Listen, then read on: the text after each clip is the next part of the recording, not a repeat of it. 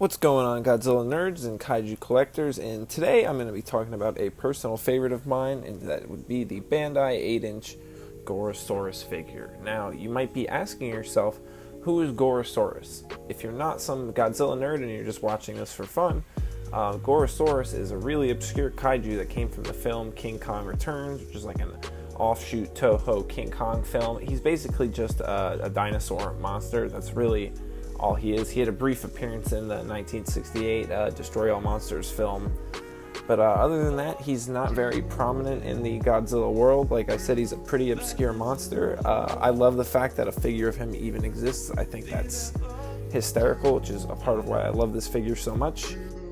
Starting with detail for Gorosaurus, I absolutely love it. He's just covered in these ridged scales all over his body that have this nice texture everywhere you could touch him on.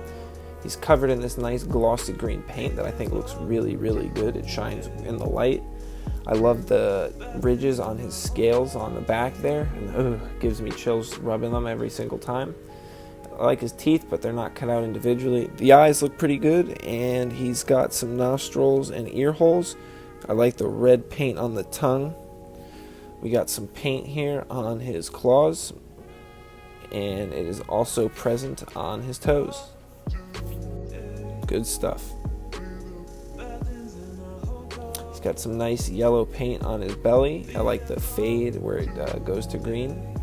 Text on the foot here, Bandai Japan, 1993, and some kanji that I can't read. It's pretty hard to tell from looking at him, but he's made of a much harder vinyl compared to more recently produced figures, which is weird. He's got this stiff feeling to him. But I love the detail on this figure. It's pretty good. More than pretty good. It's absolutely great, I'd say, for a figure made in 1993. Moving on to articulation, his arms will move up and down. They'll go pretty far, but you kind of have to force it. Like I said, the vinyl is really stiff, so I don't really like to do that too often in case it scratches the paint. But here you go, both sides will go back pretty far, almost all the way around, but not quite. The legs will move up and down, but it's still pretty stiff, like I said, so there's not a ton of mobility you're going to get. They'll just kind of move back and forth a little bit.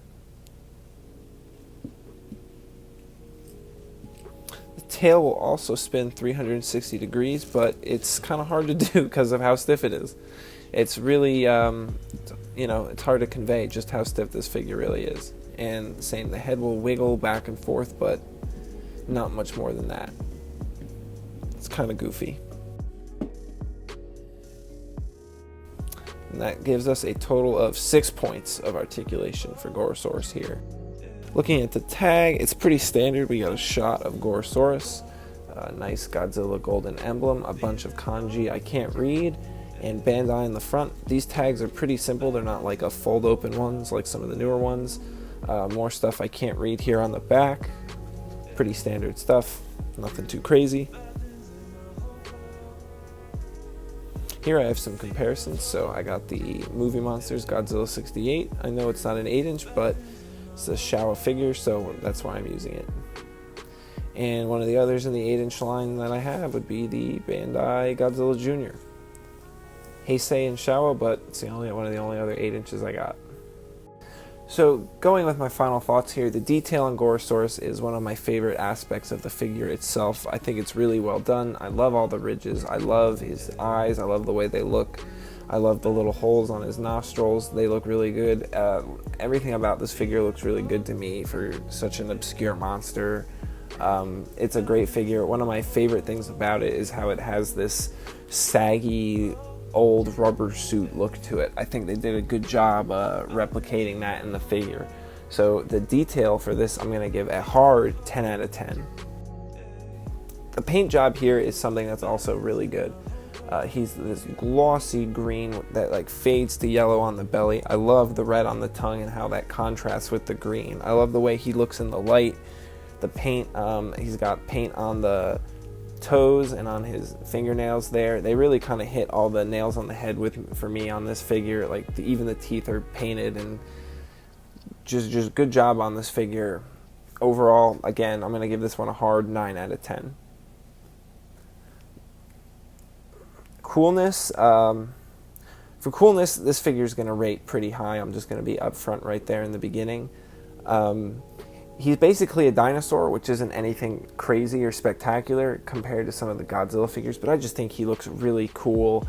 He's just a terrifying dinosaur, and dinosaurs really are cool. Although, like I said, compared to everything else that exists in Godzilla, they're nothing to like bat an eye at, but I still think dinosaurs are really cool. So Gorosaurus is going to get a totally cool rating from me today. Value, this figure's pretty old. He's not really easy to come by. If you're like me and you like to try to get him with the tags, it's going to be a little more expensive. I'd say you'd probably find him maybe on eBay for like in the $150 range with the tag, maybe $100-ish without. It depends on what you're trying to get there. I got mine a couple years ago, I think for $120 around Christmas time.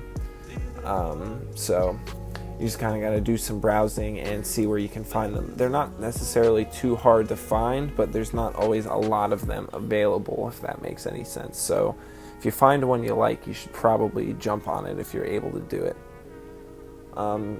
This is, like I said, this is one of my favorite figures that I have in my collection. I think a lot of people like this. I kind of have a soft spot for some of the more obscure and weird monsters that exist in the Toho Godzilla universe, so whenever figures of those exist, I really like to try to get them. Gorosaurus, he's going to get an overall, like every collector should have this figure in their collection if they're serious about it. He's an awesome figure. He's weird, he's obscure, and there's really nothing not to like about him. Maybe other than his articulation and how stiff his joints are, that would be maybe my one complaint, but you know, I can live without it. I'm not like, you know, I just enjoy these toys to look at them. I'm not actively playing with them, so that's okay with me to take that loss. Well, that about wraps up my review for Gorosaurus here. If you enjoyed, give it a like, subscribe, and click that bell, and that's what everyone says to do on YouTube, so if you liked all that, you should do it. If you really enjoyed, head on over to Instagram and follow me at @Kilakaiju959, where I make regular posts about my collection and videos and all that kind of fun stuff. Thanks for watching, and have a great night or day.